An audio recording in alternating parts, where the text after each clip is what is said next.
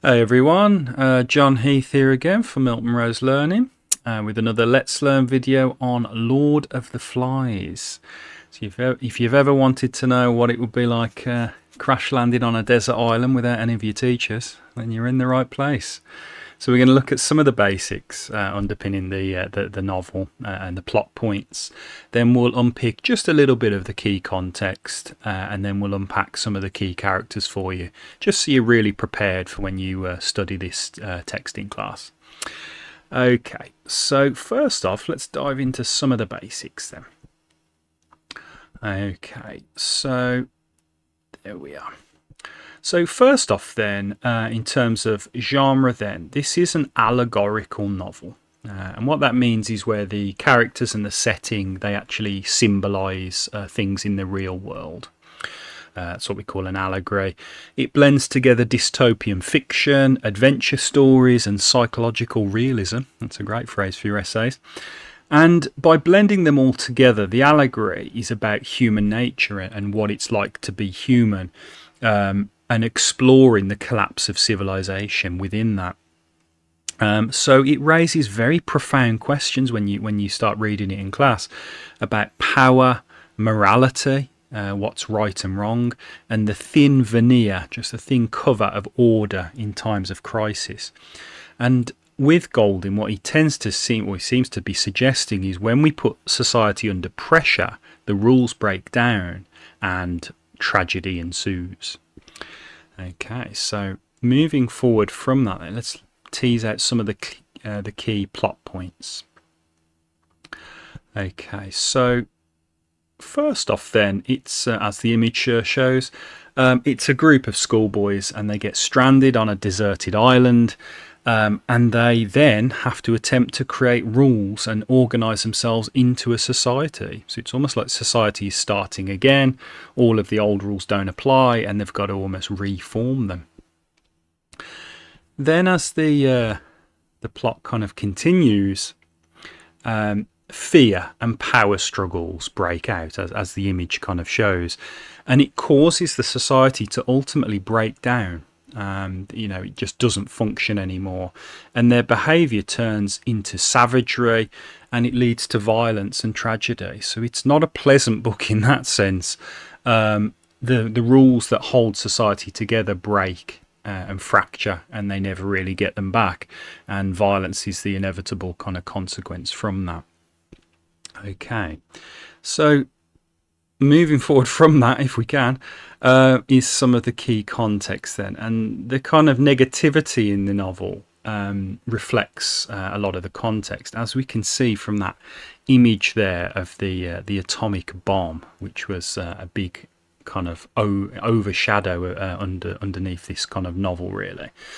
So first off, let's look at the first key part of context: post-war anxiety. So it was written shortly after World War II, and 60 million people plus had just died, so it put a real downer on society for obvious reasons. So the novel reflects widespread fears about human cruelty and the potential for total destruction. Nuclear war would kill us all, and Golding was very, very aware of that. And the Cold War was just starting, which threatened to potentially end life on Earth. So there was a massive post-war anxiety about the looming threat of nuclear war and whether humanity would actually be able to survive as a species. So it's very, very big social anxiety. You can't have any greater anxiety than for the future of humanity. Then we have civilization and savagery. So Golding explores how fragile civilization actually is. We tend to think in society, I think we're a bit complacent. We tend to think civilization will go on forever and it's very tough and there's no problem with it. But Golding kind of explores, well, no, actually civilization is very fragile, and if we put us all in this kind of in a tricky situation, the rules of civilization and society would break down. So he's questioning whether humans are actually naturally good or evil when we're removed from social rules. It's a very big philosophical question. And there's an interesting term called the animus dominandi, which is a Latin term. And Golding believed that we had the animus dominandi within us. And what that means is it's like a will to commit violence and a will to dominate other people around us. And Golding seems to be arguing that when we take the social rules away, then the animus dominandi comes out of all of us and it causes violence and terror and all these kind of horrible things to happen. And then the last piece of context, which I can speak about with two toddler children of my own, is child psychology and the debate of nature versus nurture. So the book kind of investigates how children behave in groups when you take adult guidance away from them.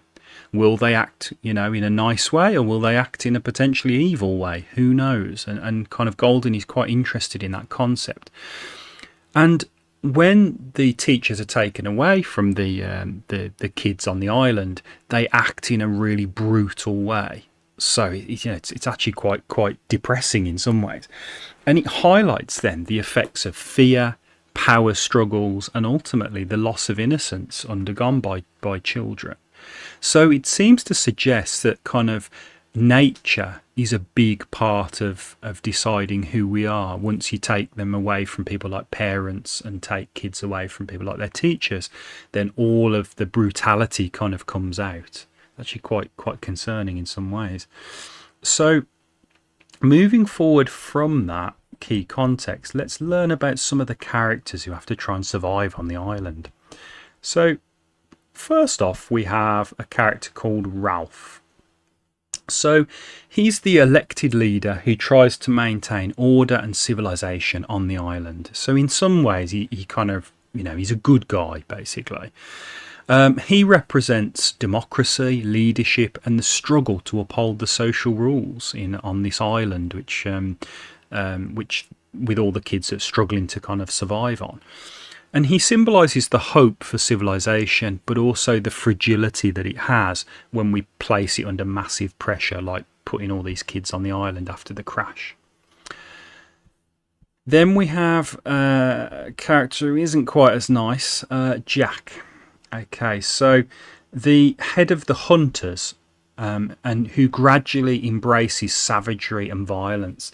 So Jack represents the instinct for power, that animus dominandi I was talking about earlier, aggression and the primal human nature to kind of commit violence, and symbolises the descent into barbarism, like a barbarian, like lacking all civilization and rules, and the loss of moral restraint. So he's a very much a kind of juxtaposition against Ralph in some ways. Okay, then we have the interestingly called Piggy. Okay. And Piggy is an intellectual and a rational boy, very clever, who values reason and logic.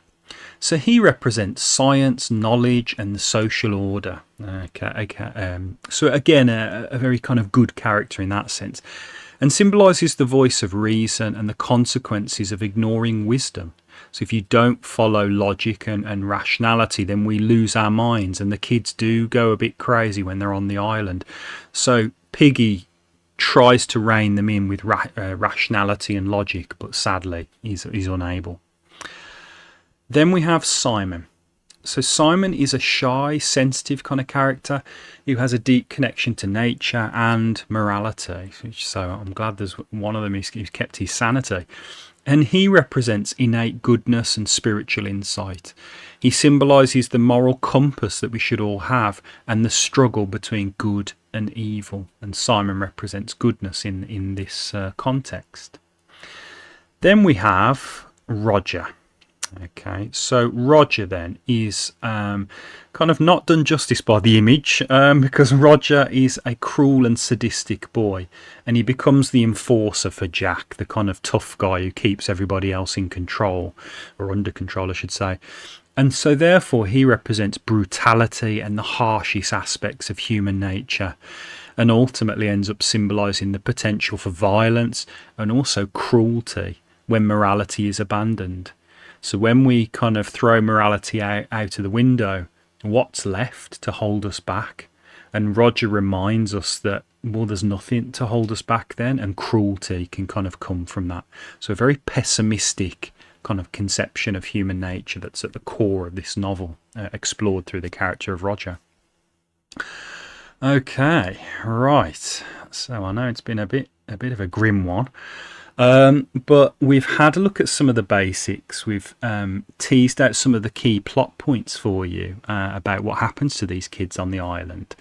Also some of the key context, because I think that the things like the post-war anxiety about nuclear conflict and stuff, I think that explains why this novel is quite grim, because they were really worried about nuclear war and humanity and the future of our species. And then we've teased out as well some of the key characters, such as Ralph, Jack, Piggy, Simon, and the awful character of Roger as well.